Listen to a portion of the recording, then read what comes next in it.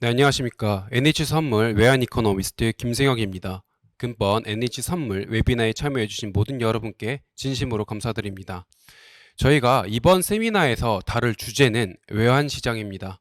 2022년 상당히 많은 일이 발생했습니다. 달러 인덱스 기준으로는 115포인트를 찍으면서 고점을 달성했고 달러 원 기준으로는 거의 1,500원을 넘느냐 넘지 않느냐를 가열차게 논의할 만큼 상승 압력이 높았습니다. 그래서 관련해서 많은 분들께서 2023년 외환시장은 어떻게 변화할 것이냐, 2022년의 분위기가 연장될 것이냐, 아니면 변화할 것이냐를 두고 상당히 많은 갑론을박이 있는 건 지금 기정사실화되고 있습니다. 관련해서 저는 23년도 외환시장 방향성을 설정하기 위해 세미나를 준비했고 해당 주제로 진행을 한번 해보도록 하겠습니다. 자료와 함께 같이 시작을 해볼게요. 네, 저희 연간 전망 세미나 제목은 달러의 침체 여정입니다. 저희 하우스는 내년 침체 가능성이 상당히 높다라고 보고 있습니다. 그렇다면 침체가 유래됐을 때의 달러의 모습이 어떻게 변화할 것이냐가 저희의 연간 전망의 핵심이고, 달러 그리고 침체, 특히 어떠한 침체의 종류가 다가올 수 있을 것이냐를 저희가 판단하고, 그거에 따라서 달러 인덱스의 모습이 어떻게 변화할 거지를 좀 짚어드리는 게 저희의 첫 번째 롤이다라는 생각을 하고 있습니다. 네, 저희 컨텐츠는 달러의 침체 여정에 대해서 다양한 방면을 통해서 이거에 대해서 짚어보고요. 두 번째로는 non-US 달러, 그러니까 KRW, 원화, 그 다음에 위안화, 그 다음에 엔화 관련된 이야기를 진행해 볼까 하고 있습니다. 이건 서머리고요. 저희가 이후에 23년도에 달러 원 흐름에 대해서 저희가 도식화한 그림입니다. 이거를 일종의 이런 식의 비주얼라이즈를 했는데, 저희는 연초에는 하락 흐름이 조금 연장되다가 겨울철이 들어와서 상승 압력이 살짝 높아진 이후에 그 다음 하락 곡선을 꾸준히 그릴 거다. 그리고 연말쯤에는 하단 지지를 받으면서 다시 한번 재차 상승하는 이러한 흐름을 보일 거다라는 생각을 하고 있습니다. 상당히 변동성이 좀 크고 굴곡이 많은, 그렇지만 방향성 자체는 아래쪽인 그러한 모습을 연상하고 있습니다. 저희가 앞서 말씀드렸듯 침체에 따라서 달러가 어떠한 시나리오를 보일 것이냐를 좀 도식화해 놓은 그림인데요. 저희는 기본적으로 연착륙을 가정하고 있고요. 그 근거로는 소비, 실업률, 그러니까 고용, 그 다음에 부동산, 이런 세 가지 근거를 통해서 가져왔고, 거기에 물가 하락에 대한 근거를 더하면서 저희는 약달러 흐름이 올 것이다 라는 얘기를 드리고자 하고 있습니다. 이번 세미나의 최종 목적은 왜 침체가 연착륙일 것이며, 연착륙 내에서는 달러가 왜 약세 흐름을 보일 것인가를 첫 번째로 제가 전달해 드리고자 하는 게 목표입니다. 그러면 본격적으로 시작을 해볼게요. 달러의 침체 여정. 저희가 리뷰를 간단하게 좀 드리자면, 글로벌 통화 추이를 저는 총 2페이지가량 가져왔는데, 보시면 상당폭 많이 오르다가 마지막쯤에 급락한 모습을 확인하실 수 있습니다. 이 페이지에서도 마찬가지거든요. 그러니까 연 22년도에 내내 달러가 강세를 보이고, 넌 달러에 대해서는 본인들의 평가 절하의 모습을 보여왔는데, 최근 들어 그러한 흐름이 조금 되돌려진 모습으로 압축할 수 있다라는 거고요. 기준금리 또한 이제 BOK, Fed, ECB, BOE 모두 상당폭 높였다. 근데 그런 와중 중에서 한국 원화의 가치가 평가 절하 순위가 생각보다 높이 있더라라는 얘기를 22년도 좀 점검해 드리고 싶습니다. CPI 역시 각국 평균을 내보자면 올해가 상당히 높아져 있는 수준이고요. 오른쪽 그래프는 시가총액을 기준으로 달러에 대한 흐름, 그리고 원화에 대한 흐름을 좀 이해하고자 갖고 왔는데요. 저 빨간색 선 이후에가 금리 인상기입니다. 미국 페드 입장에서는 21년 3월부터 금리 인상을 시작했는데, 이제 한국과 미국 한국은 저 맨 위에 짙은색 선이고요. 미국은 저 노란색 선인데 한국 시가총액은 하락한 추이를 확인할 수 있고 미국 노란색 선은 상승한 흐름을 확인할 수 있죠. 그러니까 전 세계적으로의 자금이 어디로 몰렸냐라고 했을 때 한국보다는 상대적으로 미국에게 몰렸다. 그거에 의해서 달러가 상대적 강세를 보이지 않았나라는 하나의 근거로 갖고 왔습니다. 이거는 이제 2023년에 타임테이블 어떠한 이벤트들이 예정되어 있는지를 갖고 왔고 정치적 이벤트 그리고 지정학적 이벤트들을 다 같이 갖고 왔습니다. 참고하시면 될 것 같고요. 자, 여기서부터가 이제 본격적 시작인데요. 저는 첫 번째 페이지를 심상치 않았던 하락폭, 흐름의 변화인가라는 제목으로 갖고 왔습니다. 왜냐하면 왜 원달러 환율의 최근 하락폭을 연간 전망에서 맨 첫 페이지로 장식했냐? 저는 이번 하락폭이 그냥 단순 하락이 아니라 일종의 변화가 지금 발생하고 있다라는 얘기를 드리고자 하고 있습니다. 왼쪽 하단 그래프를 보시면 연초부터 10월 25일까지의 각국 통화 가치와 연초부터 11월 중순까지의 통화 가치를 비교한 건데 단지 한 달 만에 상당히 많은 평가 절하가 회복되어 있는 모습을 확인할 수 있습니다. 오른쪽 그래프 보시면 달러 원과 달러 인덱스도 상당히 많이 하락했죠. 단 5거래일 만에 100원 가까이 떨어졌는데요. 원인은 CPI에 있었습니다. 모두 아시다시피 이번 CPI가 예상치를 한참 내려왔었죠. 7.7%를 기록했어요. 그런 CPI를 반영해서 오른쪽 하단 그래프 보시면 선도금리 시장에서도 내년도의 최종금리 수준을 단번에 좀 낮춘 모습을 확인할 수 있습니다. 시장 내 임팩트가 꽤 컸다라는 얘기고요. 여기와 곁들여서 달러뿐만 아니라 원화가 왜 강세 압력을 회복했는가에 대한 원인 중 하나로 중국의 방역 완화 기대가 조금씩 유입되고 있다. 중국 정부 자체는 사실 아직까지는 공식적인 입장을 내놓고 있진 않은 상황이지만 세부적 상황으로 왼쪽 하단 그래프에 보시면 저 표에 정리를 해놓은 상황을 확인하실 수 있습니다. 세부적 정책이 점차 변화하고 있는 모습 확인하실 수 있을 거고요. 그 다음에 오른쪽 하단 그래프 보시면 위안화 역시 본인들의 평가 절하 가치가 좀 되돌려지고 있는 모습 확인할 수 있고 원화는 위안화의 프록시 통화 역할을 하고 있기 때문에 원화 또한 가치 강세 압력을 되돌리고 있는 상황이다. 이렇게 말씀을 드릴 수 있습니다. 그리고 달러 역시 다시 강세에서 약세 압력으로 좀 돌아선 이유는 연준 내에서 점차 내전이 벌어지고 있는 상황이다. 옛날에는 물가를 잡기 위해서 경기를 꺾을 수도 있다라는 스탠스였다면 지금은 아니다. 우리가 경기도 같이 고려를 해야 된다라는 무게추가 조금씩 옮겨지고 있고 이거는 실제로 각 연준 위원들의 발언을 통해서 저희가 확인할 수 있습니다. 변화한 발언은 저 빨간색으로 표시를 해놨는데 참고해 보시면 연준 위원들의 스탠스가 많이 변화했다는 것을 아실 수 있을 겁니다. 그러면 방금 말씀드렸듯 점점 물가보다는 경기 침체 쪽으로 무게추가 옮겨가고 있는 상황이다. 그렇다면 왜 경기 침체가 이런 식으로 더 지금 이슈화가 되고 있느냐라는 얘기를 좀 드리고 싶은데요. 우선 첫 번째로는 장단기 역전이 거의 100%의 확률로 침체를 가리키고 있다라는 말씀을 갖고 왔습니다. 저희가 흔히 장단기 차 역전이라고 한다면 10년물과 2년물의 국채금리 역전을 말씀드리는데 그것뿐만이 아니라 10년물과 2개월물의 금리차 역전을 저희가 같이 말씀드리고 싶습니다. 10년물과 3개월물의 금리차 역전은 사실상 페드에서 중점적으로 다루고 있는 부분 중에 하나인데요. 10년물과 2년물 그리고 10년물과 3개월물의 금리차 역전이 동시에 발생된 케이스에서는 역사적 사건에서 봤을 때 거의 모든 케이스에서 그 이후에 경기 침체가 유입이 됐다라는 첫 번째 말씀을 드리고 싶고요. 두 번째로는 심리적 지표 역시 경기 침체가 다가옴을 반영하고 있다라는 말씀을 드리고 싶습니다. 왼쪽 하단 그래프, 아래쪽 하단 그래프를 보시면 이거는 샌프란시스코 연은에서 데일리 뉴스 센티멘트 인덱스라는 건데요. 이제 각각의 언론 보도라든지 아니면 신문 기사라든지 그런 사람들의 심리를 움직일 수 있는 그러한 보도성에서 심리적 요인을 추출해서 인덱스화한 겁니다. 그게 지금 0.3 정도의 수준을 기록 중인 지금의 현 상황에서 과거에선 해당 0.3 이상의 수준이구나 수준이거나 비슷한 수준일 때는 거의 경기 침체에 도래했다라는 얘기를 저는 말씀드리고 싶고요. 총 7번의 경우 중에 6번의 케이스가 경기 침체 국면에 도입했다라는 얘기를 같이 드립니다. 어, 뉴욕 연은에서도 경기 침체 확률을 그래서 매번 계산을 하고 있어요.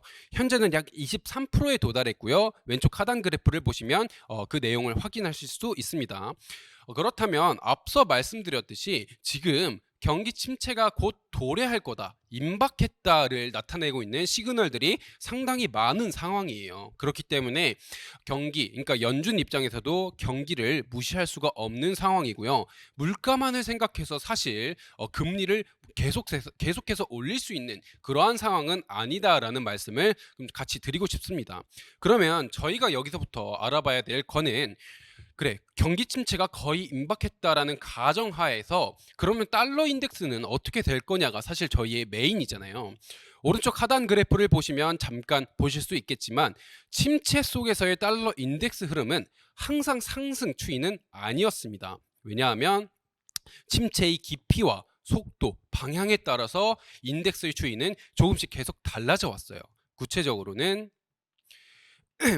침체의 깊이가 달러의 방향성을 저는 크게 두 가지로 결정한다라고 생각을 하고 있습니다.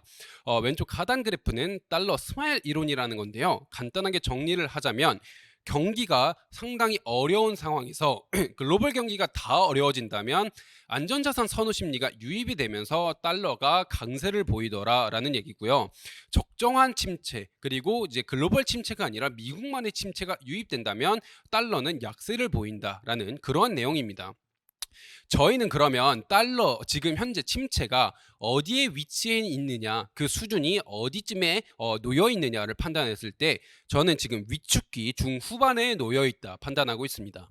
그러면 위축기 중후반에서는 경기 침체가 심하냐, 즉 경착륙이냐 연착륙이냐를 구별할 수 있고, 경착륙인 경우에는 안전자산 선호 심리로 인해서 달러가 강세를 갈 거다라고 보고 있고요.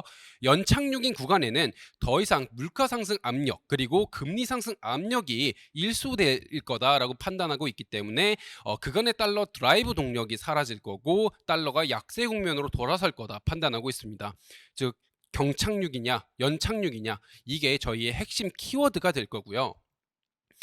그러면 각 침체 기간에 해당 지표들이 어떻게 될 거냐를 좀 잠깐 보고 가시면 우선 가장 먼저 달러를 한번 보실게요.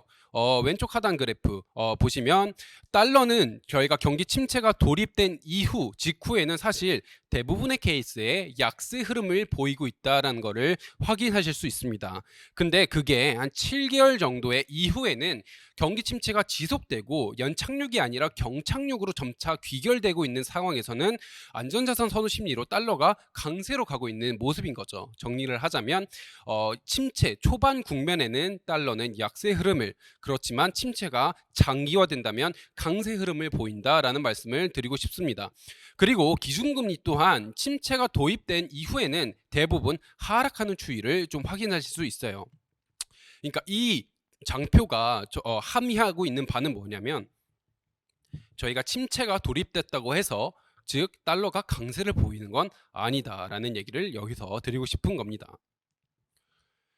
자, 본격적으로 그러면 경착륙이냐 연착륙이냐를 어떤 거를 근거로 판단하고 있느냐, 저는 우선 도입부로 간단하게 저희가 퍼펙트 랜딩이라고 평가받고 있는 시기와 현재 시기를 좀 비교해 봤습니다. 저희가 93년부터 95년까지 총 310bp 정도의 기준금리를 인상했었는데 그때는 리얼 GDP 드랍이 거의 0에 가까웠어요. 이게 무슨 말이냐면 실질적으로 퍼펙트 소프트 랜딩에 저희가 성공했다는 건데, 그럼 그 시기에서의 기준금리와 CPI, GDP, 10년물 국채금리가 어떻게 됐는지를 오른쪽에 정리를 해놨습니다. 각 310pp가 올랐고요. CPI의 경우에는 0.4%가 올랐고, 그 다음에 10년물 국채금리는 1.25%가 올랐고, 실업률은 마이너스 0.7%를 기록했습니다. 근데 지금과 비교를 한번 해보자면 지금은 기준금리가 비슷하게 375bp가 올라갔는데 GDP가 마이너스 4%를 떨어졌죠. 그 다음에 10년물 국채금리는 2%가 상승했습니다. 그 다음에 실업률 같은 경우에는 0.1%가 상승했습니다. 저는 이거를 통해서 총 두 가지를 생각했어요. 첫 번째로는 방향성 자체는 비슷하게 가고 있다. 그러니까 실질 GDP, 저희 입장에서도 지금 현재 실질 GDP가 큰 폭으로 마이너스를 가고 있는 국면은 아니기 때문에 경착륙이다라고 아직까지는 보기는 어려우나 퍼펙트 소프트 랜딩으로 정의하기에는 그 하락폭과 그 정도가 조금은 다르다라는 얘기를 첫 번째로 말씀드리고 싶고요.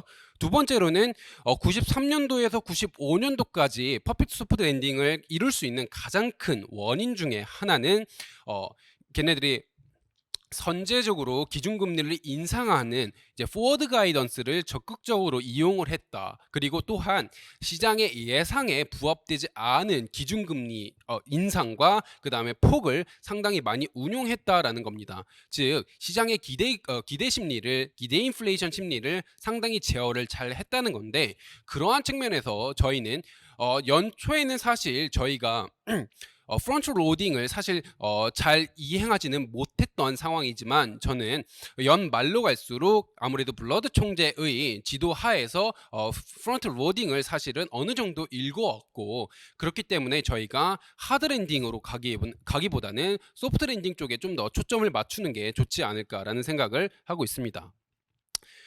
그러면 소프트 랜딩과 하드 랜딩을 결정짓는 건 각 경제 내에서의 세부적 상황일 텐데요. 저는 총 소비, 그 다음에 고용, 그 다음에 부동산을 통해서 간단하게 좀 짚고 넘어가 볼게요. 첫 번째, 소비인데요.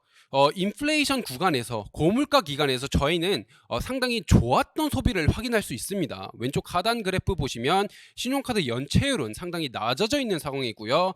신용카드 잔액이 높아져 있는 상황입니다.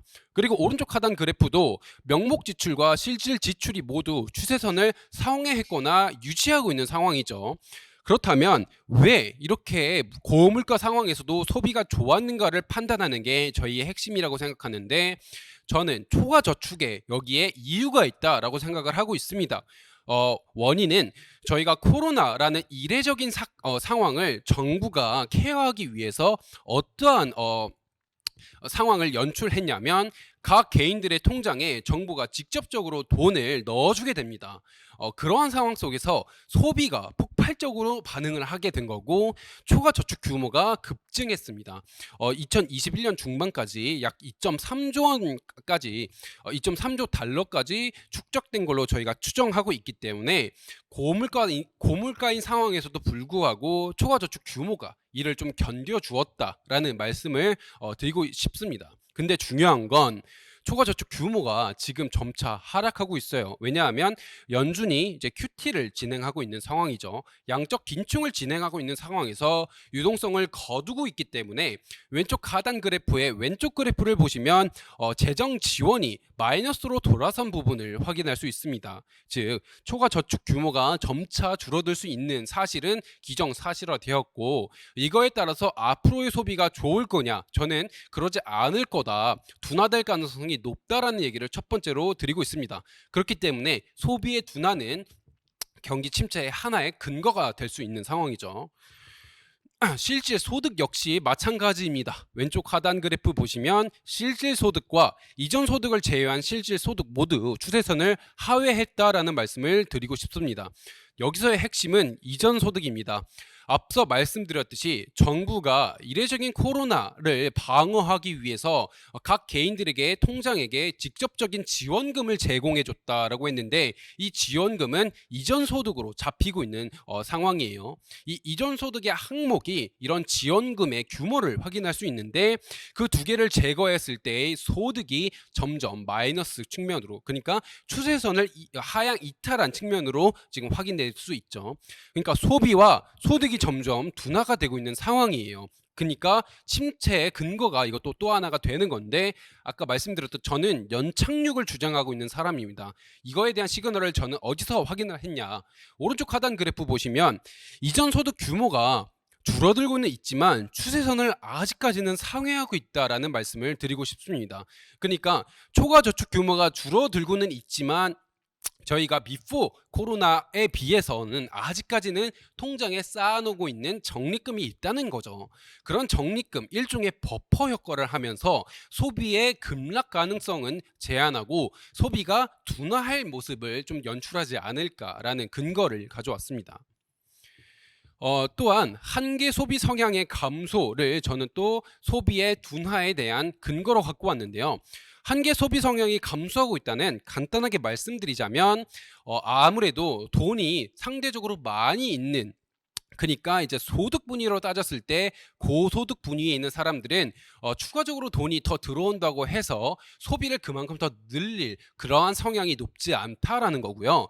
다만 반대로 이제 하위 계층, 그러니까 소득 분위가 밑에 쪽에 계신 분들 입장에서는 추가적인 소득이 바로 소비로 이어지더라. 그래서 한계 소비 성향으로 따졌을 때는 상위에 포진되어 있는 사람들보다 소득 분위의 하위에 있는 사람들이 더 높다라는 얘기를 말씀드리고 싶고요.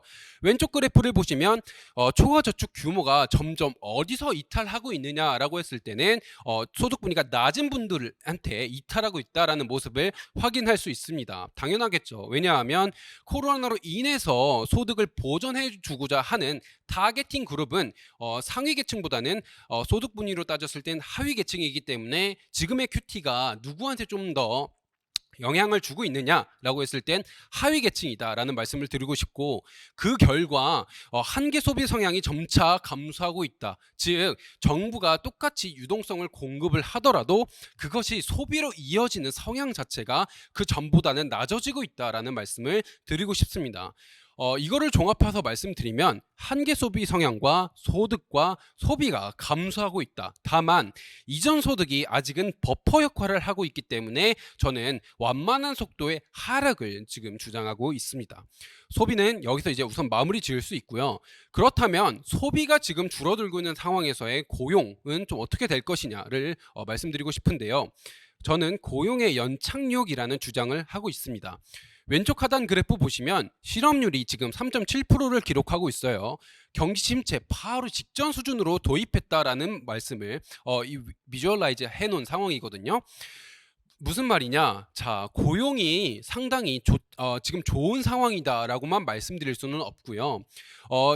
이만큼의 사실 실업률이 낮아져 있다라는 얘기는 그만큼의 추가 고용 투입 여력이 낮아졌다. 그러니까 고용 시장이 상당히 타이트하다라는 말씀을 드리고 싶은데, 오른쪽 하단 그래프 보시면 좀 파란색 그래프가 이직을 희망하는 사람이고요. 그 다음에 덜 파란색 그래프 잡세이어가 이제 아무래도 현직을 유지하고 싶어하는 사람입니다. 근데 이직 희망자가 현직을 유지하고자 하는 사람보다 더 높은 수치를 기록하고 있죠. 정리하면 이직을 하는 게 상대적으로 용이하고 그만큼 이직을 할 만한 일자리가 상당히 많다라는 얘기예요. 그러니까 내가 일자리를 지금 그만둬도 아직까지 나를 원하는 일자리가 많다라는 거고, 그거에 따라서 실업률이 상당히 낮아져 있는 상황이다. 즉 고용시장은 견고하다라고 표현할 수 있지만, 견고한 고용시장은 어떻게 보면 경기 침체의 초입의 시그널일 수 있다라는 얘기를 맨 처음 드립니다. 그러면 이후의 고용은 어떻게 될까? 이거는 설문조사를 통해서 확인을 할 수 있는데요. 예를 들어 이제 NFIB의 소기업 낙관지수를 통해서 첫 번째 확인할 수 있고, CEO 서베이를 통해서도 확인할 수 있어요. 각 설문조사에서 뭘 조사했냐면 앞으로의 고용 계획이 어떻게 되고 있느냐, 그 다음에 너희가 앞으로의 기업의 세일즈가 어떻게 될 것 같으냐를 서베이 했을 때 둘 다 사실 좋지 않은 방향으로 흘러가고 있죠. 그러면 기업 오너 입장에서, 그리고 이제 소기업 낙관지수를 통해서 이제 확인해 본 바, 내년도 추가적인 고용 계획이 줄어들고 있는 상황이고요. 이거는 자연스럽게 실질적인 구인 건수 감소로 좀 이어질 거다라고 지금 판단하고 있습니다. 이거는 실업률의 상승, 그러니까 고용 시장에 이제 좋지 않은 방향성으로의 발전을 좀 내포하고 있는 지표다라는 말씀을 드리고요. 고용시장이 좋지 않을 거지만 저는 아까도 말씀드렸듯 연착륙을 말씀드렸습니다. 무슨 말이냐? 고용시장은 안 좋을 거야, 실업률이 올라갈 거야 라고는 하지만 과연 가파르게 올라갈 것이냐 라고 했을 때 저는 그렇지 않을 거다라고 보고 있어요. 왼쪽 하단 그래프를 통해서 저는 하나의 근거를 갖고 왔는데 잠깐 저희가 맨큐의 경제학 시간으로 한번 돌아가 볼게요. 왼쪽 하단 그래프는 베버리지 곡선을 갖고 왔습니다. 그러니까 빈 일자리 비율과 실업률을 Y축과 X축으로 가져오면서 지금의 노동시장이 얼만큼 효율적인가를 말씀드리고 있는 상황인데, 저 왼쪽에 빨간색 점이 지금 저희가 위치하고 있는 상황입니다. 아무래도 베버리지 곡선상 가운데 이제 Y는 X축 부근에 있는 점이 효율적이다라는 말씀을 드렸는데, 저 빨간색 점은 아직까지는 노동시장이 비효율적인 그러한 상황을 연출하고 있는 거죠. 왜 저기에 위치하고 있느냐? 저는 이례적인 코로나라는 상황으로 인해서 빈 일자리 비율이 상당히 올라갔다. 그걸로 인해서 지금 사람들이 기업들이 생각보다 고용을 더욱 늘리거나 고용을 축소해서라기보다는 구인 건수 자체가 상당히 올라가 있는 상황이다. 이거는 그리고 비정상적인 상황이다로 정의를 하고 있고요. 그 다음에 앞으로 애프터 코로나가 될수록 이러한 어떤 흐름이 완화될 거다라는 말씀을 드리고 있습니다. 그래서 저 점이 오른쪽으로 움직일 거냐 아니면 우하향 움직일 거냐라고 했을 때, 저는 빈 일자리 비율이 감소됨과 동시에 실업률이 늘 거다라고 생각하고 있기 때문에 우하향 곡선을 그릴 거다라고 생각하고 있고요. 이건 상대적으로 실업률의 상승 속도가 제어될 거다라는 하나의 근거입니다. 빈 일자리 비율이 왜 줄어들 거냐라고 생각하시냐라고 물어보신다면, 전 오른쪽 그래프를 근거로 갖고 왔는데요. 오른쪽 하단 그래프는 채용이 이루어지지 않은 구인 건수와 채용 공고가 없다는 가정 속에서의 실업자 수를 갖고 왔습니다. 간단하게 얘기하면 실업자 수와 구인 건수가 서로 얼만큼 이전되고 합치되고 있느냐라는 얘기인데요. 그러니까 내가 실업자가 된 이후에 그 구인 건수를 얼만큼 빨리 메꾸느냐에 대한 얘기입니다. 그렇기 때문에 저 파란색 선과 덜 파란색 선의 사이의 갭이 실업자 수를 얘기를 하는 거고, 지금 현 상황에서는 구인 건수가 많아지고 있는 이미 많은 상황에서 실시간으로 고용의 위축이 조금씩 보여진다면, 그 고용 위축에 따라서 발생하고 있는 실업자는 구인 건수, 많아진 일자리를 채워지는데 우선은 투입될 거다라는 얘기고요. 그러한 상황 속에서 실업률이 상승하기보다는 우선 빈 일자리가 점점 줄어들고 일정 비율 빈 일자리가 채워진 이후에 실업률이 증가하지 않을까, 시계열적으로는 이러한 흐름을 예상하고 있습니다. 그렇기 때문에 실업률의 상승 속도가 바로 가파르지는 않을 거다라고 판단하고 있습니다. 또한 재취업 시간까지의 길이가 길지 않을 거다라고 생각하고 있습니다. 왼쪽 하단 그래프 보시면 재진입자가 왼쪽 하단 그래프는 이제 각 실업의 원인에 따른 분류를 가져온 건데요. 지금 22년 10월 기준으로 가장 높은 원인은 재진입자가 지금 차지하고 있습니다. 재진입자라고 한다면 이전에는 일을 했지만 한동안 일을 쉬었고 현재는 재차 업무 복귀 의사를 비치고 있는 사람인데, 아무래도 코로나 기간 동안에 일을 쉬었던 사람들이 지금 이제 취업 시장으로 다시 복귀되고 있는 상황이다라는 얘기를 말씀드리고 싶고요. 근데 그 사람들의 입장에서는 대부분 어느 정도 숙련, 그러니까 본인들이 기술을 가지고 있는 사람들이 다시 재취업을 노리고 있는 상황입니다. 아무래도 새롭게 취업시장에 들어온 신규 진입자보다는 재진입자가 재취업까지 걸리는 시간이 훨씬 빠르다라는 건 오른쪽 하단 그래프를 통해서 확인하실 수가 있고요. 직관적으로 생각하셔도 기업 입장에서는 기술을 가지고 있는 사람들에 대한 선호가 당연히 높기 때문에 이러한 지금 실직 원인의 가장 큰 비율을 차지하고 있는 재진입자가 실업자로 연결될 가능성은 아직까지는 높지 않고, 이 재취업자들이 전에 말씀드린 빈 일자리를 차지할 가능성이 높다라는 말씀을 드리고 있습니다. 그리고 점차 시간이 지날수록 임금 상승에 대한 어떤 압력이 높아지지 않는다면 구인 건수, 그러니까 이제 지금 취업을 하고자 하는 사람들의 눈높이가 조금씩 낮춰질 수 있고요. 그 눈높이가 낮춰진다면 더 가속적으로 빈 일자리가 채워질 수 있을 거다라고 판단하고 있기 때문에 재취업 시간까지의 길이가 길지 않을 거고, 실업률 상승의 속도도 그만큼 둔화될 거다 판단하고 있습니다. 자, 고용에 있어서 또 중요한 점 중에 하나는 이민자 수용입니다. 저희가 코로나 기간 동안에 아무래도 코로나라는 바이러스로 인해서 외국인들에 대한 유입이 쉽지가 않았던 상황이에요.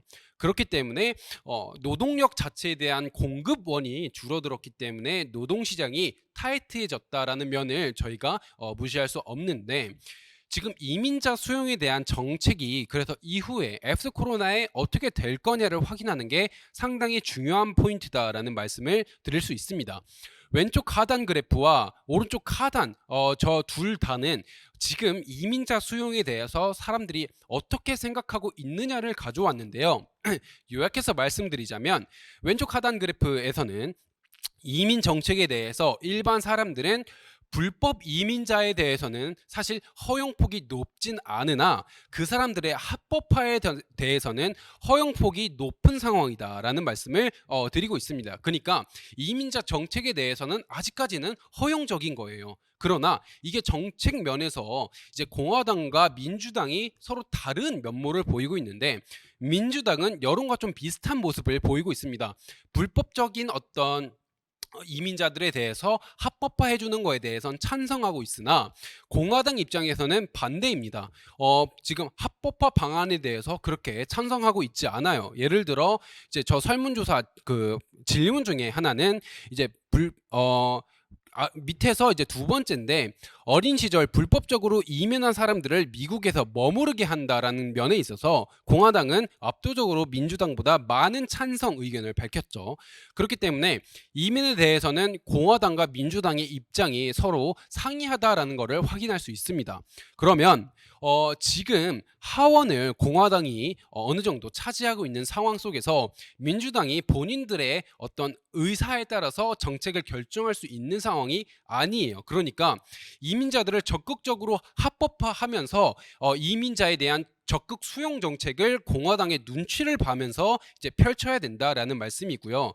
그거에 따라서 이민자에 대한 적극적 수용이 늘어나서 노동 공급에 대한 어떤 질적인 급등은 사실 아직까지는 벌어지기 어렵다라는 거고, 민주당과 공화당의 합의가 이루어지기 전까지는 이거에 대해서는 노이즈가 있을 거다. 그래서 이제 이러한 어떤 노동력 급등에 대한 요소가 시간이 걸린다면 실업률이 급등하는 거에서도 시간이 걸린다는 하나의 또 근거로 가져왔습니다.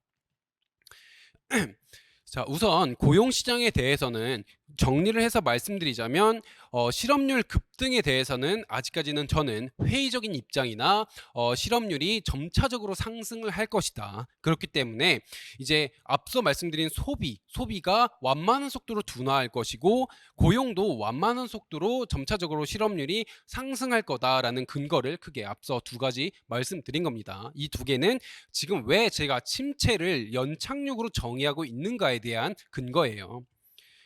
자, 마지막으로는 부동산 관련된 말씀을 가져왔는데요. 부동산은 크게 지금 두 가지 지금 제가 말씀을 드리고자 하고 있습니다. 첫 번째, 신규 주택 착공 건수가 아직까지는 하회하고 있다는 것. 그러니까 최근에는 계속 상승 국면을 보였는데, 모기지 금리가 급등하고 나서 아무래도 개인들 입장에서는 부담스러운 거예요. 신규 주택을 공사를 하는데 자재값도 많이 올랐고, 대출을 받는 데 있어서 부담스러운 금리 수준으로 인해서 착공 건수가 줄어들고 있습니다. 주택 가격 역시, 그리고 건축 허가 건수 역시 하락하고 있어요. 근데 부동산이 사실 중요한 이유 중에 하나는 뭐냐면, 모든 사업은 대부분 부동산에서 시작됩니다. 예를 들어 저희가 집을 사야 그 안에 가전제품도 들여놓고요. 집을 저희가 사기 시작해야 집을 새롭게 공급하려고 하는 니즈도 생기기 때문에 집을 공급하고자 할 때 필요한 자재라든지, 아니면 집을 새로 사기 위한 이제 금융적 파이낸싱이라든지 많은 사업들이 부동산으로부터 출발이 되고 있습니다. 근데 착공 건수, 그 다음에 가격, 그 다음에 허가 건수 모두 지금 하락 추이를 보이고 있어요. 왜냐하면 모기지 금리가 높아져 있는 상황이기 때문에.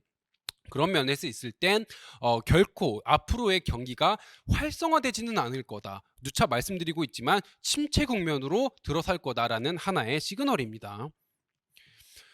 그리고 또 하나, 저희는 지금 코로나 구간에서의 부동산 시장의 하나의 특성이 있는데요. 이건 좀 특이합니다. 어떤 거냐면 아무래도 재택에 대한 비율이 상당히 높아져 있었던 상황이기 때문에 사무실의 공실률이 상당히 올라갔어요.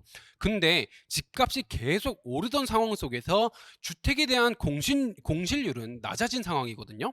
그러니까 사무실에 대한 공실률은 높아져 있고 주택에 대한 공실률은 낮아져 있기 때문에 사무실을 보유한 사람들이 어떠한 일을 많이 했느냐라고 했을 때 본인들의 사무실을 주택으로 전환하는 일을 많이 했습니다. 왼쪽 하단 그래프 보실게요. 아파트 컨버전이 뉴 아파트먼트보다 더 비율이 올라가 있는 모습을 확인하실 수가 있죠. 지금 새로 공급되고 있는 아파트들이 새로 지어진 아파트이냐 보다는 이제 기존 다른 어떤 오피스나 다른 명목이었는데 아파트로 개조된 것이냐라고 했을 땐 후자가 더 많은 케이스를 기록하고 있다라는 말씀을 드리고 싶습니다. 근데 저희가 직관적으로 생각해도 기존에 있던 걸 리모델링 했을 때 vs 저희가 신규 주택을 지었을 때 경기적 면에서 어떤 것이 부가가치, 어떤 것이 부양 효과가 더 높으냐, 저희는 단언할 수 있습니다. 신규 주택을 짓는 것이 경기적 면에 있어서는 훨씬 더 높은 활력을 제공한다라는 말씀을 드릴 수가 있고요. 오른쪽 하단 그래프도 비슷한 논리를 제공하고 있습니다. 개조 아파트의 건수가 급증하고 있다라는 얘기인데요. 이 부동산 지표는 앞서 말씀드린 이제 예를 들어 신규 주택 착공 건수의 하락, 그 다음에 건축 허가 건수의 하락 등, 그리고 지금과 같이 신규 공급되고 있는 주택의 형식이 뉴 아파트라기보다는 이제 컨버션된 아파트다라는 비율이 둘 다 부동산 시장이 지금 나타내고 있는 거는 경기 활성화 측면보다는 경기 침체 측면이구나라는 거를 정리할 수 있습니다. 근데 다만 부동산 시장이 급락할 거냐 급락하지 않을 거냐, 앞으로 훨씬 좋아질 거냐 좋아지지 않을 거냐에 대한 하나의 지표로 저는 앞서 말씀드렸듯이 모기지 금리를 좀 통해서 말씀드릴 수가 있는데요. 모기지 금리가 상당히 높아져 있는 구간이기 때문에 지금 신규 주택 착공 건수가 많이 내려와 있다라는 말씀을 드렸는데 저는 경기가 연착륙되고 있는 상황이다라는 말씀을 누차 드리고 있습니다. 경기가 연착륙되고 있다. 그리고 연준 의원들도 점차 침체 면에 있어서 좀 더 초점을 맞추고 정책을 운영하고 있다라는 말은 반대로 얘기하면 더 이상 금리에 대한 인상 압력을 높이는 건 한계가 있다. 터미널 레이트이 어느 정도는 상단에 와 있다라는 얘기고요. 그러면 금리가 인상하는 인상폭보다는 오히려 하락 룸이 이제는 어떻게 될 거냐를 조금 더 보시는 게 합리적일 거다. 그렇다면 금리에 대한 인하에 대한 기대, 그리고 금리의 인하 가능성에 베팅한 일부 세력들은 오히려 주택에 대한 어떤 완화 개선 가능성에 대해서 기대를 할 수 있고요. 이러한 기대심이 주택시장이 일변도로 악화되는 것은 좀 제어해주지 않을까 기대를 하고 있습니다. 물론 앞서 말씀드린 소비와 고용에 비해서는 부동산 시장은 경기 침체를 좀 더 명확하게 보여주는 시그널이고, 그 다음에 고용과 소비가 아무래도 연착륙에 대한 강한 근거가 되고 있고, 부동산은 사실 연착륙과 견착륙 어떤 침체의 성격을 지지하느냐라고 했을 때는 저는 50대 50의 확률로 지지를 하고 있는 것 같다라는 말씀을 최종적으로 드리고 싶습니다. 자, 그러면 앞서 저는 부동산, 그리고 고용, 그 다음에 소비를 통해서 연착륙일 가능성이 높다. 경기가 점차 침체로 들어오지만 속도 자체는 완화적 속도로 들어올 것이고, 깊이가 그렇게 깊어지지 않은 상황 속에서 치고 빠질 거다라는 말씀을 드렸습니다. 그러면 이거와 연동돼서 물가가 어떻게 될 거냐라는 말씀을 드려야 되는데요.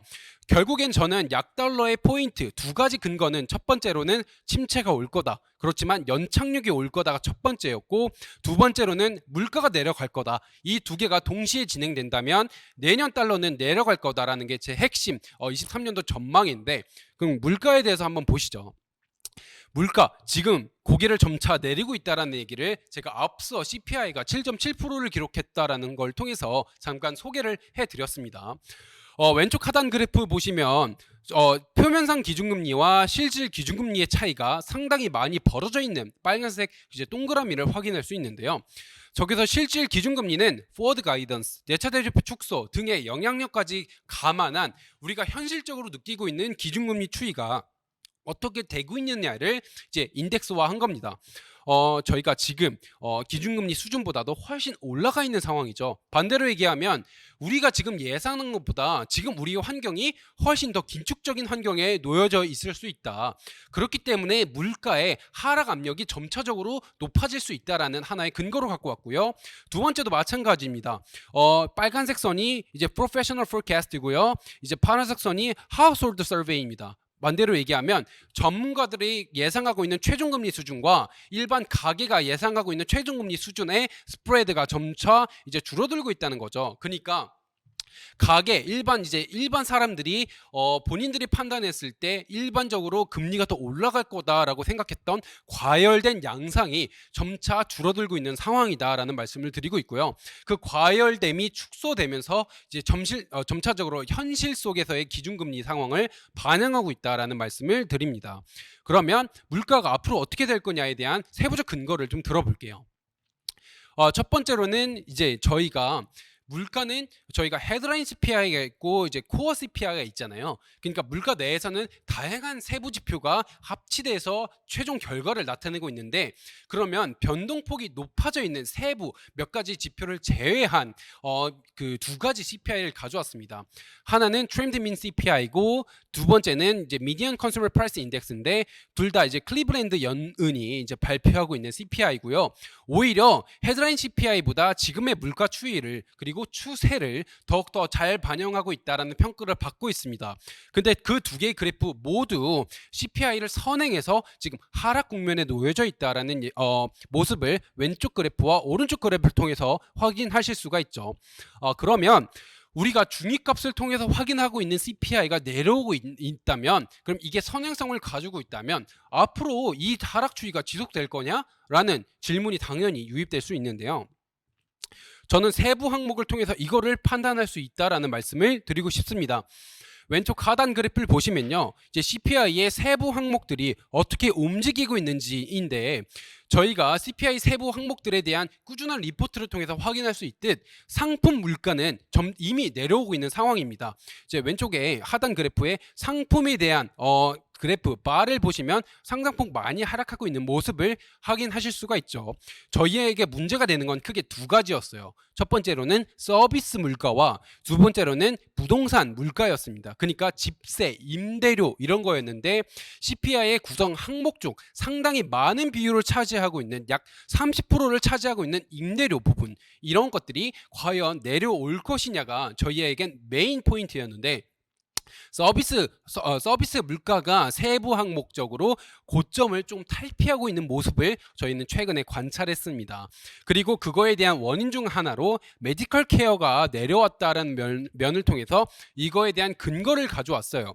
근데 물론 일부 사람들은 이번 메디컬 케어에 대한 판단 근거가 사실 그 기준점이 달라짐을 통해서 이번 메디컬 케어는 기술적인 하락일 수 있다라는 얘기도 당연히 있지만, 그럼에도 불구하고 이제 전체적 서비스에 대한 상승폭이 낮아졌다라는 거는 저는 의미가 있다라고 판단하고요. 가장 중요하게 보고 있는 거는 임대료입니다. 저희가 월세, OER 이런 것들이 지금 상승 국면에서 지금 하락 추이, 그리고 올라가고 있는 상승률이 둔화되고 있는 모습을 왼쪽 세부 항목을 통해서 확인할 수 있는데요. 그러면 이게 앞으로도 하락할 거냐에 대한 근거로 저는 오른쪽 하단 그래프 이제 진로우 인덱스를 가져왔습니다. 진로우 렌트 가격 CPI는 진로우라는 일반 업체에서 본인들의 임대료 추이를 좀 측정하고 있는 건데, 이게 CPI를 선행하고 있는 모습을 확인할 수가 있고요. 최근 렌트 인덱스가 상당히 많이 떨어져 있는 모습을 확인하실 수가 있죠. 그렇다면 진로우 임대료가 하락했다, 즉 이게 점차적으로 CPI에 반영이 되면서 이제 월세면에서 반영이 될 거고요. 그 이후에 OER을 통해서 저희가 확인할 수 있을 거다. 그렇다면 CPI 내에서 30%를 차지하고 있는 임대료 구성 항목이 점차적으로 내려올 거기 때문에 CPI 전체 헤드라인 지표도 같이 내려올 수 있을 거다라고 판단하고 있는 하나의 근거고요. 두 번째로 그동안의 물가를 끌어올렸던 두 번째 축, 웨이지 프라이스 스파이럴이 점차적으로 전환점을 보이고 있다. 그러니까 그동안 타이트한 노동 시장으로 인해서 임금 상승이 꾸준히 계속 올라가고 있었던 상황인데, 제가 앞서 말씀드렸듯 고용 시장은 이제 타이트한 모습에서 실업률이 점차적으로 올라가는 모습을 연출할 거다라는 말씀을 드렸습니다. 아무래도 실업률이 올라갈 거고 빈 일자리율, 그러니까 구인 건수가 내려갈 거라는 상황 속에서 임금의 상승 압력이 높아질 거냐라고 보고 있는 건 넌센스다라는 말씀을 드리고요. 오히려 임금 상승 압력이 점차 약해질 거다라고 저는 판단하고 있습니다. 메인 근거로 왼쪽 그래프와 오른쪽 그래프를 보시면 뭘 나타내는 거냐면 실업자 대비 구인 규모를 나타내는 건데, 쉽게 말씀드리면 이거예요. 하나의 실업자가 몇 개의 일자리를 선택할 수 있느냐. 예를 들어 지금은 1.83을 이제 그 지표가 나타내고 있는데, 한 명의 실업자가 약 1.83개의 일자리를 선택할 수 있다는 의미거든요. 근데 그 지표가 지금 내려오고 있습니다. 그리고 그 지표의 변화율을 YY로 가정했을 때의 그래프를 보시면 오른쪽 하단 그래프가 그 그래프인데 상당히 많은 급락세를 보이고 있다라는 모습을 확인할 수가 있죠. 그러니까 실업자 입장에서는 점차적으로 자기가 선택할 수 있는 일자리의 수가 점차 줄어들 수 있다라는 말씀을 드리는 거예요. 그 말은 즉슨 임금이 상승 압력을 계속해서 보일 거냐? 아니다. 오히려 임금의 상승 압력이 좀 둔화될 가능성이 높다라는 말씀을 드리고, 임금 상승이 둔화될 거다. 즉슨 웨이지 프라이스 스파이럴, 그러니까 임금 상승에 따라서의 물가 상승 압력이 약화될 수 있을 거다라는 또 하나의 근거를 말씀드리고 싶습니다. 다른 하나는 이제 글로벌 이슈를 좀 가져왔는데, 중국 PPI를 가져왔습니다. 중국은 아무래도 세계의 공장이다. 제조업이 가장 발전한 나라 중에 하나죠. 그래서 많은 국가들이 중국의 공장에서 만들어져 있는 물자를 수입해서 본인들을 생활을 하고 있습니다. 그렇기 때문에 중국의 물자가 비싸지거나 중국의 물자가 싸진다면 그거는 전 세계 제조업의 물가에 큰 영향을 미치고, 중국 PPI가 세계적 PPI의 선행성 역할을 하고 있는 원인은 여기에 있어요. 근데 최근 중국 PPI의 그래프가 왼쪽 하단 그래프를 통해서 확인하실 수 있듯이 마이너스 국면에 들어섰습니다. 마이너스 1.3%를 기록하고 있어요. 상당히 많이 떨어졌다는 거죠. 그렇기 때문에 미국 PPI 역시 지금 상승 국면에서 하락 국면으로 추세를 전환했습니다. 저는 이게 중국 PPI의 하락 추세와 연동돼서 떨어질 가능성이 높다라고 보고 있는 상황이고요. 수입 물가가 싸질 거다. 즉 미국의 PPI 생산자 물가 지수가 싸질 거다라는 얘기고, 생산자에 대한 물가가 싸질 거니까 결국에는 소비자 물가 역시 같이 내려올 가능성이 높다라는 말씀을 드립니다. 또 오른쪽 하단 그래프를 보시면 CPI와 PPI의 하락, 그러니까 스프레드를 가져왔는데, CPI에서 PPI를 뺀 부분이 거의 0에 수렴하고 있어요. 이 말은 무슨 말이냐면 소비자 물가랑 이제 생산자 물가의 격차가 크지 않다는 거고, 기업 입장에서는 고객에게 전가할 물가의 어떤 그 요인이 크지 않다는 거예요. 그렇기 때문에 고객에게 전가될 물가 압력이 크지 않을 거다. 즉 CPI의 상승 여력이 많이 남아있지 않다라는 얘기를 이걸 통해서 말씀드립니다. 그리고 물가를 올렸던 가장 큰 이유 중에 하나는 공급망이 사실 정상화되지 않고 있다는 얘기였죠. 공급망이 제대로 돌아가지 않고 있기 때문에 인플레이션 압력이 올라갔는데 지금 공급망 지수 거의 정상화되고 있습니다. 제가 지금 이제 발티고님 지수부터 이제 ISM의 세부 내용 운송 지수를 가져왔고요. 뉴욕 연은의 이제 공급망 압력 지수, 그 다음에 SCFI 상하이 컨테이너 운임 지수, 즉 공급망을 나타내고 있는 대표적인 인덱스를 다 가져와 봤어요. 근데 모든 공급망 인덱스가 지금 하락 추이에 놓여 있다라는 말씀을 지금 확인할 수 있습니다. 지금 그래프를 통해서. 그 다음에 여기서 좀 특이한 점은 왼쪽 하단 그래프에 ISM 제조업 운송지수와 ISM 비제조업 운송지수의 격차가 아직까지는 좀 남아있다라는 점을 말씀드릴 수 있는데, 앞서 제가 물가의 세부 항목을 통해서 말씀드렸듯이 상품 물가는 상당폭 많이 이미 하락했지만 아직 서비스 물가는 고점에서 급락세를 보이고 있지는 않다라는 말씀을 드렸습니다. 근데 그 원인을 저는 여기서 찾았어요. 비제조 운송 지수, 그러니까 서비스의 운송은 정상화되고 있는 국면이지만 아직까지는 비포 코로나 수준으로 내려오지는 않았다. 그렇지만 제조업 운송 지수는 이미 비포 코로나 수준으로 내려왔다. 이거로 인해서 서비스업과 그 제조업의 물가에 대한 어떤 하락의 속도의 격차가 벌어지고 있구나. 그 시차가 아직 발생하고 있구나. 다만 이건 시차일 뿐이지 방향성의 차이는 아니다. 비제조 운송 지수도 결과적으로는 내려올 거기 때문에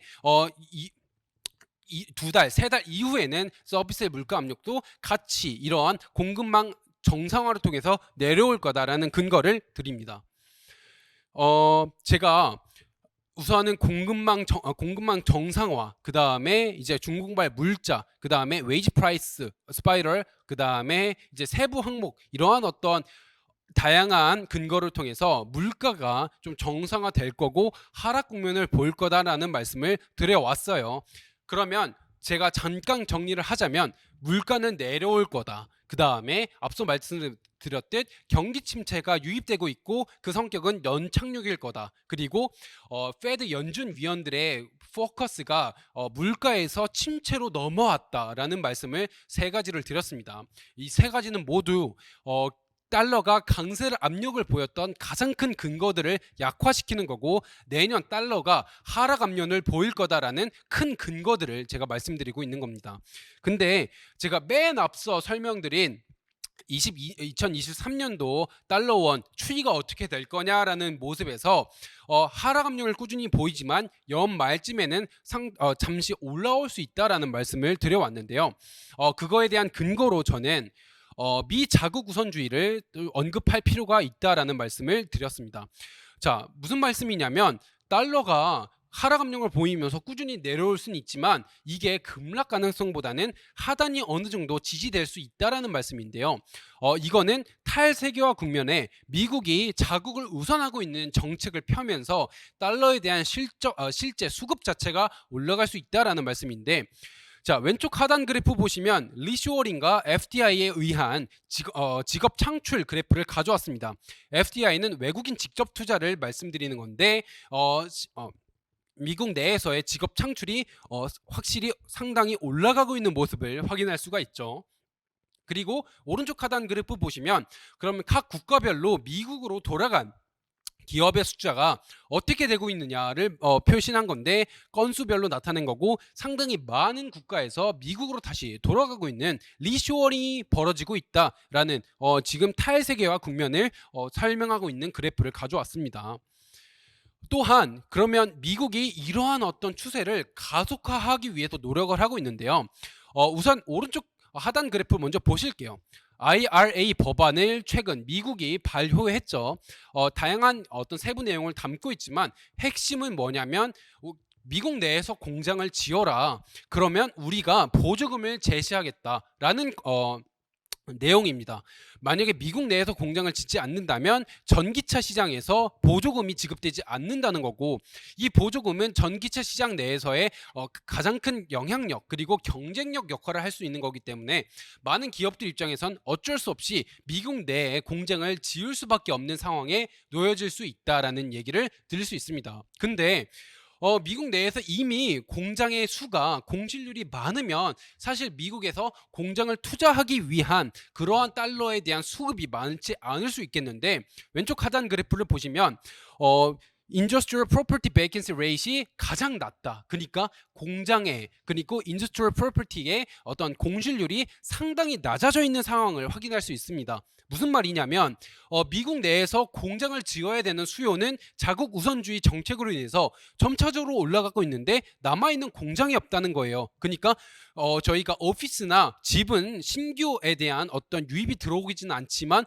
공장에 대한 수준은 어쩔 수 없이 늘 수밖에 없다는 겁니다. 그러면 이러한 공정에 대한 건설에 대한 니즈는 결국에는 달러에 대한 니즈로 유입될 수밖에 없는 상황이다라는 말씀을 드리고 싶어요. 근데 저는 다만 이게 연초 그리고 이제 23년도 중반까지는 이게 이런 효과가 발생하진 않을 거라고 봅니다. 왜냐하면 유럽 면에서 그리고 중국 면에서 이러한 어떤 미국의 법안에 있어서 사실 동의하고 있지 않는 게 현실이거든요. 그렇기 때문에 이러한 게 실질적으로 수주로 연결되기까지는 저는 아직까지는 기간이 필요하고 노이즈가 필요하고 유럽과 미국, 유럽과 중국의 암묵적인 어떤 합의 그리고 대화 등이 어쩔 수 없이 필요할 거다라고 생각은 하고 있습니다. 그렇지만 미국이 결국에는 중국과 경쟁하고 있는 구도고 그 다음에 이제 4차 세계대전 그리고 이제 IT 그 다음에 전기차 등의 패권을 미국이 가져오기 위해서 본인들의 파운드리 그러니까 제조업 공정까지도 만들 방향성을 잃지 않을 거라고 판단하고 있기 때문에 시간은 걸릴지언정 이러한 어떤 모습 자체는 결국에는 보일 수밖에 없다라는 거고 이것이 결국에는 공장에 대한 투입 그리고 미국 내에서의 달러 유입 그리고 실수요 매수로 연결될 거다. 즉 달러에 대한 실수요 매수에 따른 하단 지지 가능성이 존재한다라는 말씀을 드리고 있습니다. 방금 말씀드린 거랑 결이 비슷한데 미국 내 투자는 그래서 결국에는 실수요 매수로 연장이 될 거고요. 오른쪽 하단 그래프 보시면 각 국가별로 미국 내에서의 직접 투자 규모를 나타내고 있는데 유럽과 아시아가 가장 큰 축을 담당하고 있고요. 유럽이 사실 직접 투자 규모를 많이 차지하고 있는데 지금 IRA 법안 같은 거를 반대하고 있는 만큼 유럽과의 의견 합치가 미국은 필요하다. 그리고 그 의견 합치까지의 시간이 아직 물리적 시간은 더 걸릴 수밖에 없다라는 말씀을 겸 드리고 있습니다. 자, 그러면 방금 제가 유럽에 대해서도 말씀드렸듯이 유럽이 유로화가 어떻게 될 거냐가 내년 달러 인덱스에 있어서도 사실 가장 큰 원인 중에 하나입니다. 왜냐하면 저희가 달러 인덱스를 구성하고 있는 항목 중에 유로화가 가장 큰 비율을 차지하고 있거든요. 근데 유로화의 급락 가능성이 보인다면 아무리 달러가 하락 압력이 높아진다고 하더라도 유로화 하락에 의해서 상승 압력을 다시 받을 수밖에 없습니다. 그러면 유럽을 저희가 한번 짚어봐야 되는데요. 저는 유럽을 간단하게 제 판단에서는 최악의 상황은 점차 벗어나고 있지 않은가라는 말씀을 드리고 있습니다. 왜냐하면 왼쪽 하단 그래프 당연히 아직까지는 어렵다라는 것을 나타내고 있는데요. 기준금리와 CPI가 동시에 높아져 있는 상황인 거죠. 즉 스태그플레이션 우려가 아직까지 시장 내에 유입되고 있다는 거예요. 그리고 오른쪽 하단 그래프도 왜 유로화가 아직까지는 약세를 보이고 있느냐를 나타내고 있는 근거인데 내년도 선두금리 시장에서 유럽 기준금리가 지속적으로는 올라갈 거다. 이거는 미국이랑은 좀 반대되고 있는 상황인 거죠.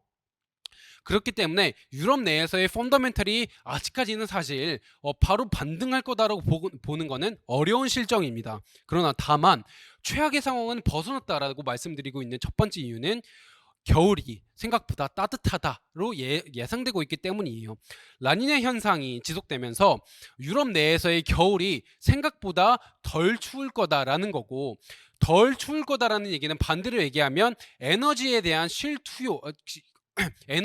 실수요가 실질적으로 그렇게까지 많지 않을 수 있다라는 얘기예요.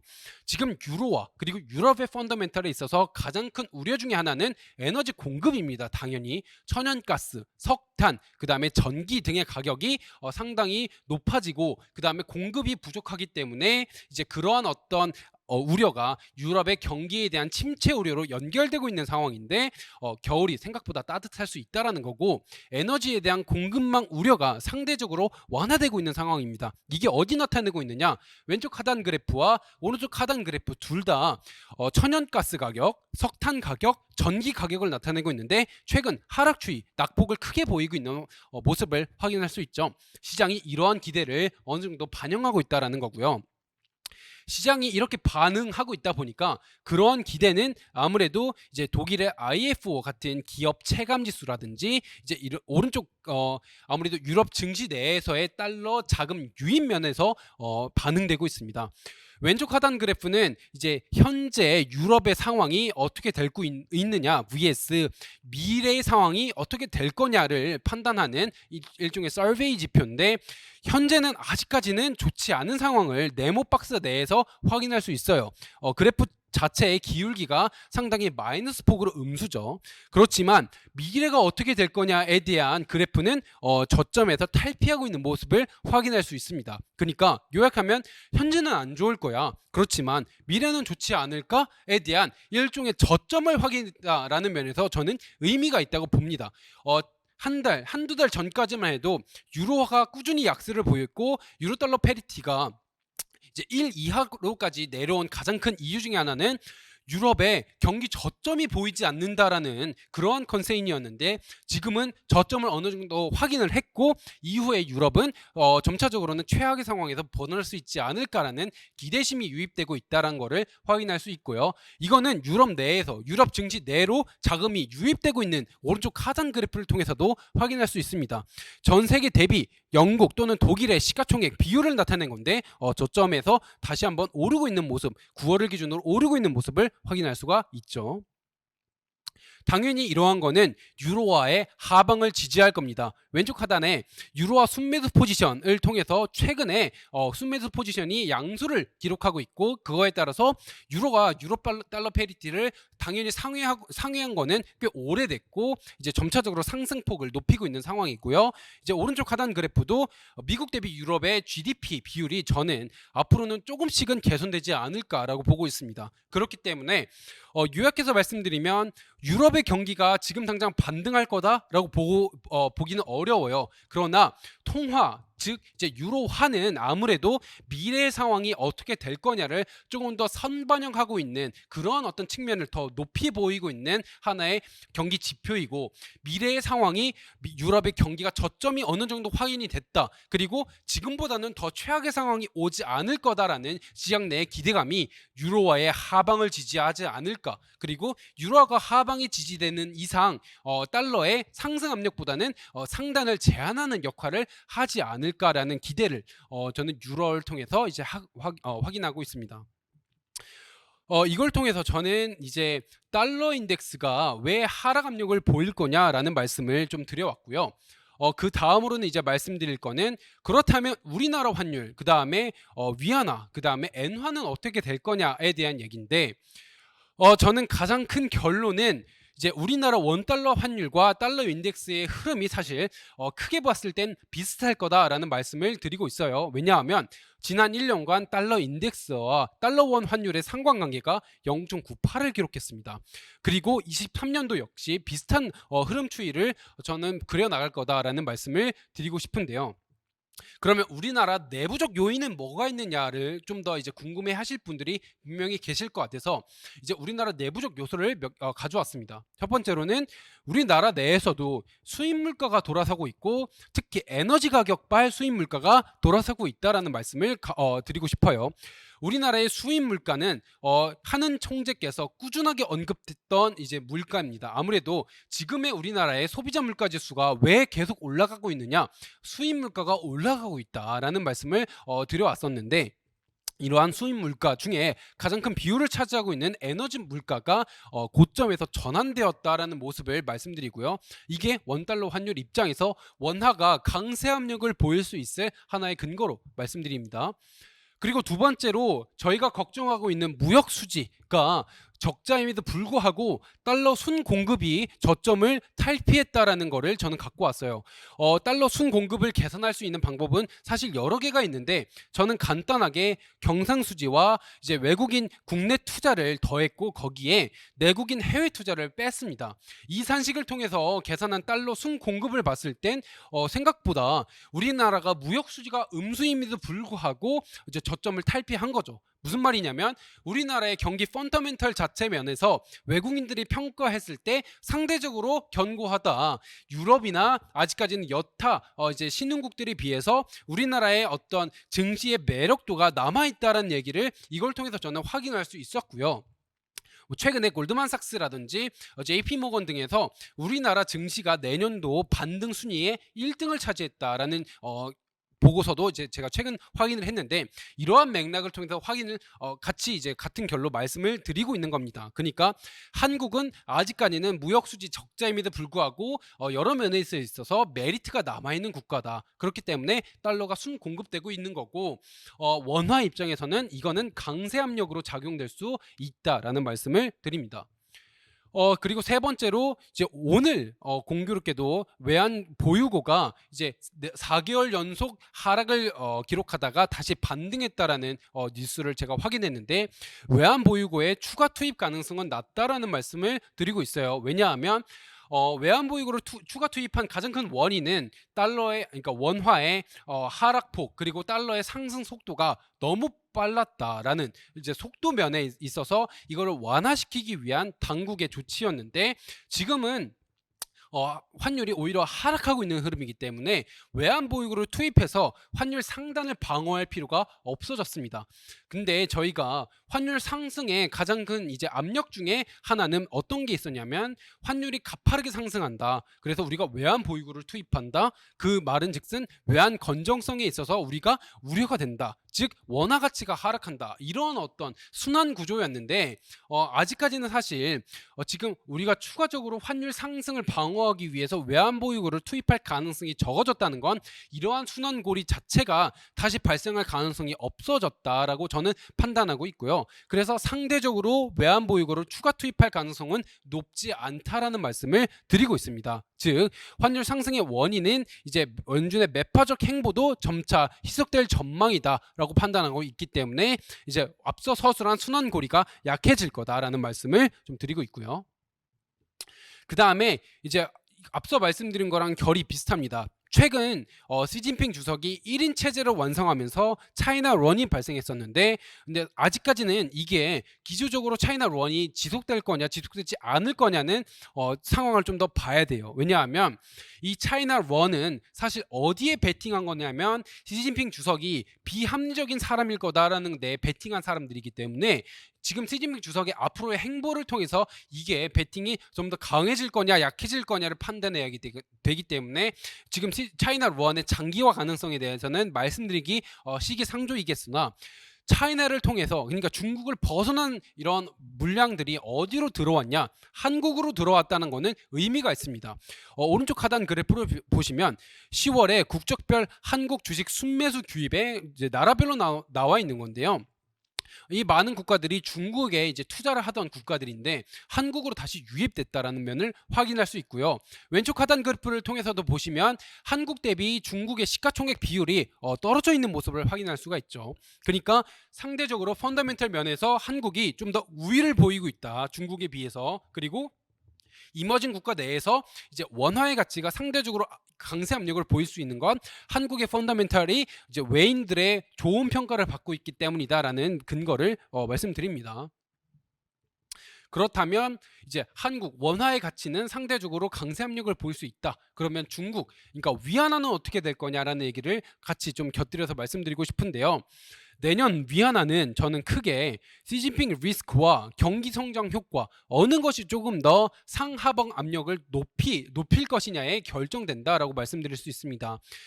시진핑 리스크 그러니까 시진핑이 이제 과연 작년에 보였던 그러한 불합리적 기조를 연속해서 보일 거냐 아니면 이제 시장의 기대와 어느 정도 부응한 모습을 보일 거냐에 따라서 위안화의 가치 흐름이 저는 변화할 거다라는 확인을 말씀을 드릴 수 있고요. 그 다음에 꾸준하게 중국이 지금 투입하고 있는 부동산 시장에서의 반등이 내년에 나타날 거냐가 큰 틀이다라는 말씀을 드리고 있습니다. 그래서 첫 번째로는 제로 코로나가 언제 완화될 거냐가 첫 번째 포인트인데요. 지금 아까 제가 앞서 말씀드렸듯이 세부적 정책은 점차 변화하고 있습니다.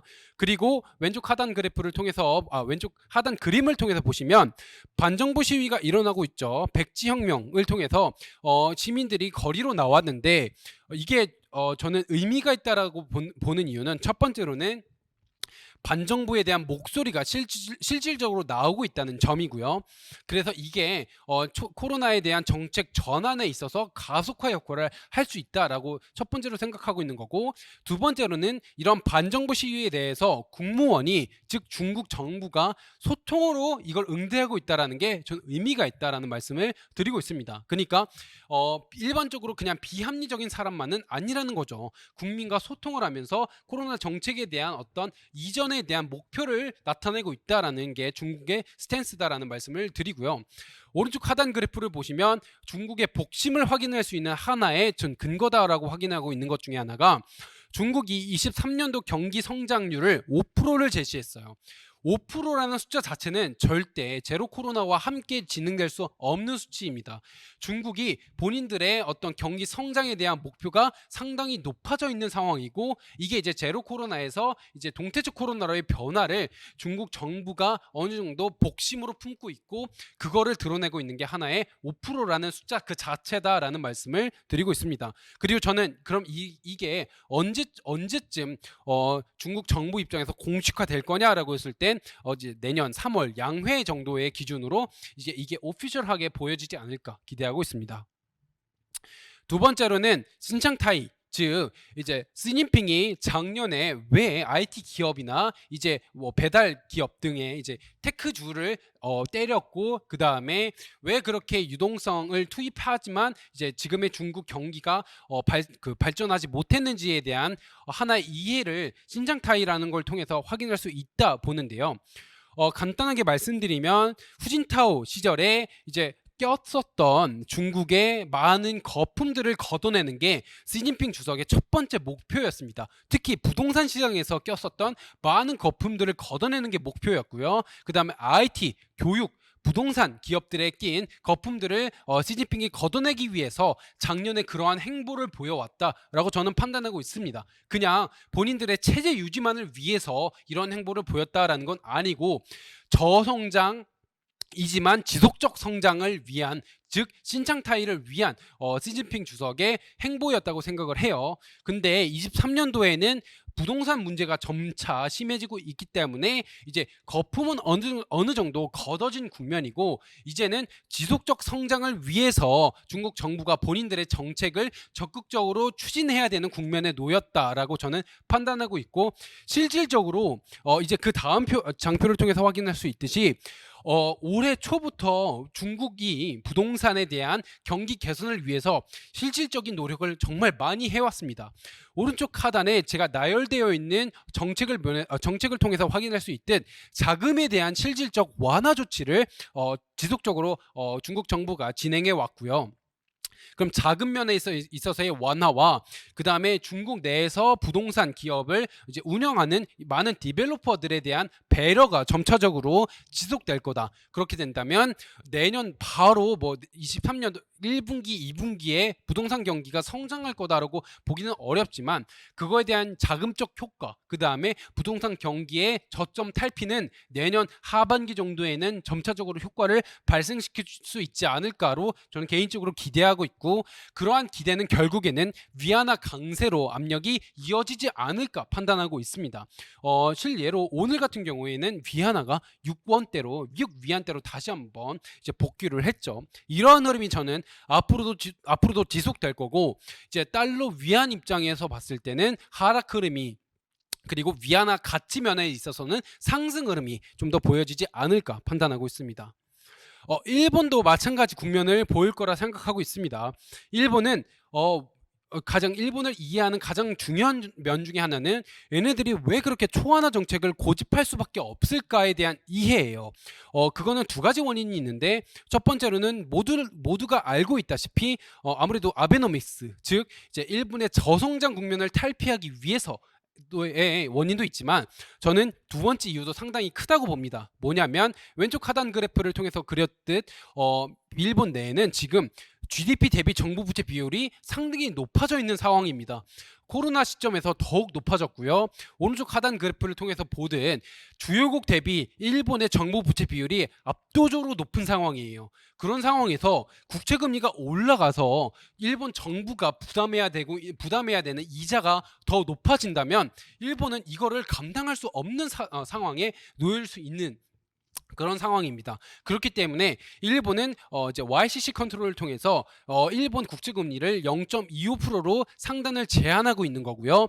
그리고 이것이 단기간에 일소되지는 않을 거다라고 보고 있는 큰 이유 중에 하나도 이제 일본 정부의 존속 가능성의 면에서 봤을 땐 GDP 대비 정부 부채 비율을 어느 정도 유지해야 된다라는 게 큰 원인이다라고 보고 있습니다. 저는 그럼에도 불구하고 엔화가 앞으로는 이제 강세 압력을 조금씩 보일 거다라고 보고 있는데요. 첫 번째 원인으로는 미국의 압력입니다. 미국은 엔저가 결코 달갑지가 않아요. 왜냐하면 미국채가 최근에 바이백 얘기까지 나오면서 미국채 유동성이 부족하다. 그러니까 미국채를 살 수 있는 수요 주체가 점차 줄어들고 있다라는 얘기가 나오고 있는데 일본이 왼쪽 하단 그래프를 통해서 확인할 수 있듯이 일본이 미국의 국채를 가장 많이 보유하고 있어요. 근데 예를 들어 엔저 상황이 와서 일본의 환율이 점차적으로 높아지고 있는 상황이 놓여지면 일본은 당연히 외환보유고를 풀어서 그 환율의 상승을 방어할 수밖에 없습니다. 근데 외환보유고를 통한 방어도 일본은 한계가 있을 거예요. 그럼 일본이 어떤 선택을 나중에는 할 수밖에 없느냐? 미국 국채를 팔아야 돼요. 미국 국채를 팔아서 달러를 유입해서 본인들의 외환, 그러니까 이제 엔화와 달러의 환율을 방어할 수밖에 없습니다. 근데 미국 입장에서는 안 그래도 그 미국 국채를 살 유동성이 부족한데 일본이 본인들이 가지고 있는 미국 국채를 팔아요. 그런 건 미국 입장에서는 상당히 좋지 않을 상황이고 미국 채권 시장에서 큰 어떤 우려를 발생시킬 수 있는 하나의 트리거거든요. 그렇기 때문에 미국은 절대 엔저 현상을 달갑게 여기지 않습니다. 그렇기 때문에 미국은 이제 통화 수합이라든지 이미 미국과 일본은 통화 수합을 체결하고 있는 상황이죠. 미국의 이제 다양한 방법을 통해서 일본 엔화가 이제 달러엔 기준으로 150엔을 상승하는 그러한 어떤 모습을 그냥 두고 보지 않을 거다. 왜냐하면 단적으로 엔저 현상이 왔을 때 옐런 장관이랑 일본의 구라다 총재, 일본의 이제 제가 서로 합의를 했어요. 일본이 본인들의 외환시장에 대한 우려인데 왜 미국이랑 굳이 이거를 합의를 보느냐? 저는 여기에 원인이 있다라고 보고 있고요. 재차 다시 한번 미국의 압력은 엔화 입장에서는 상단을 제약할 거다. 즉 엔화 가치는 하단을 제약할 거다라는 하나의 근거로 말씀드릴 수가 있습니다.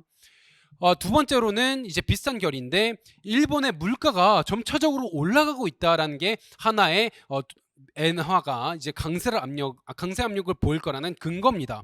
Low but steady라는 제가 소제목을 가져왔는데 CPI가 지속적으로 올라가고 있어요. 근데 물론 절대적 수준 자체는 아직 3.8%이기 때문에 너무 이제 급박한 상황은 아니다라고 말씀드릴 수 있지만 일본은 고령화 사회입니다.